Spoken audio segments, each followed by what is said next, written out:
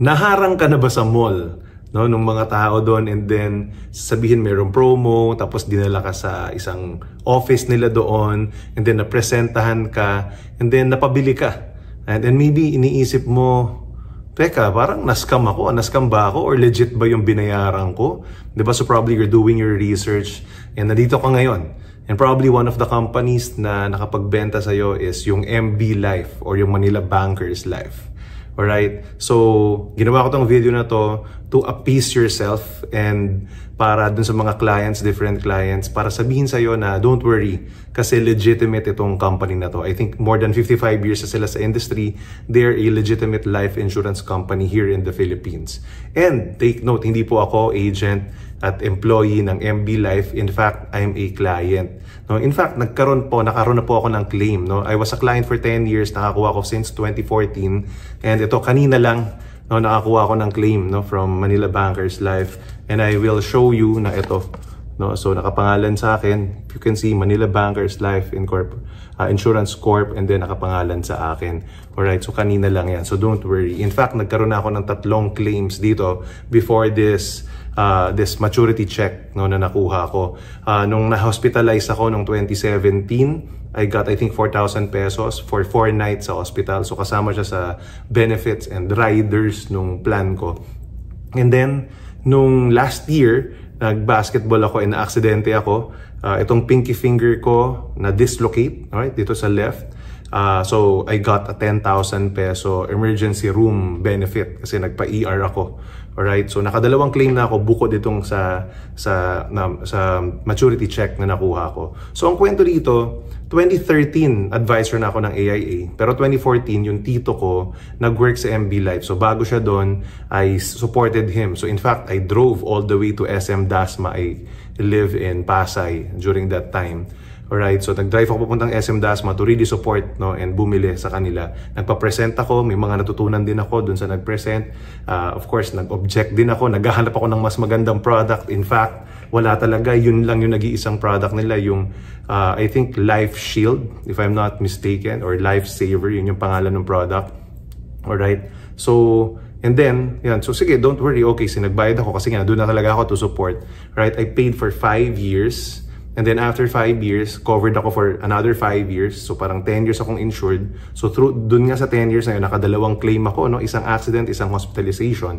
And then nag 10th anniversary na yung policy ko. So pinuntahan ko ngayon. So ang office nila dito lang dyan sa May Makati. Pinuntahan ko yon. So I researched, I asked my former agent, wala na siya dun ngayon, pero nagre-reply pa rin siya. So that's good.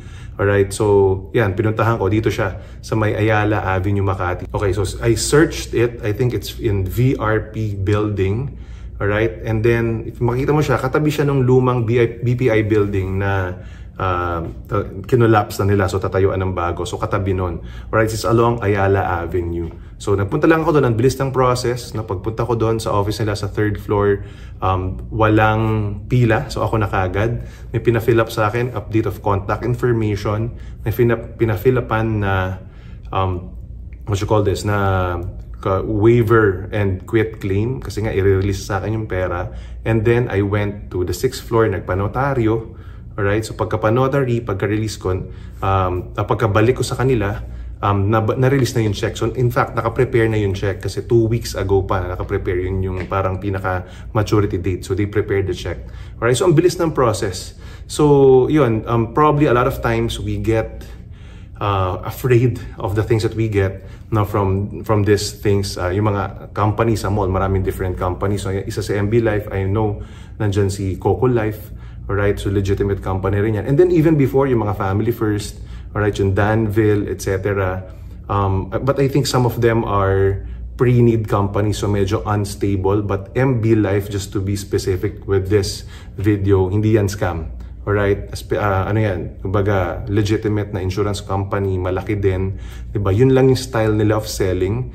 Hindi sila kumukuha ng mga katulad namin na freelancers, na hindi kami employees. Alright, doon employees, may team mall, may team back office na taga-present. Ganon, kasi may mga galing kumuha ng leads, may mga magagaling mag-present na talagang yun nga, kung nabentahan ka nga nun, di ba? So don't worry. Alright? Kung naghahanap ka naman ng something na, yun, parang ganito, endowment plan, may makukuha ka in the future as you save. So, kasi parang savings lang siya eh, no? So, you save money, in the future may makukuha ka, and gusto mo ng merong talagang legitimate din na advisor na tao mo pagtatanungan on a regular basis, tatagal. Ako po, I'm 11 years in AIA Philippines. We have an endowment product, right? So, you can check our best-selling product right now, yung AIA A+ Signature, very affordable, right? As low as about 33,000 a year, approximately yun ang lowest niya. And then unlimited yung pwede mong makuha, no? So depende doon sa budget, no? Depende na lang sa budget mo, basta minimum about 33,000 or about 3,000 a month. And if interested ka dyan, just contact me. I can send you a quotation and then we can meet online so that mag-guide kita at masagot ko yung mga tanong mo. So that's it for this video. Huwag kang kabahan sa MB Life na nakuha mo. Legitimate yan, right? Most likely, just review the forms, no? Yung mga contract. Basahin mo lang maigi, alright? But again, kung gusto mo yung napagtatanungan, the bigger companies, mas responsive yung mga agents, no? So, and one of which is AIA Philippines. So go ahead and watch the video about A+ Signature, review it, panoorin mo pa ulit-ulit, and if you got interested, message me in my Facebook page sa DJ Di Maliwat or go to facebook.com/DJ Di Maliwat Official. So that's it for this video. Till next time.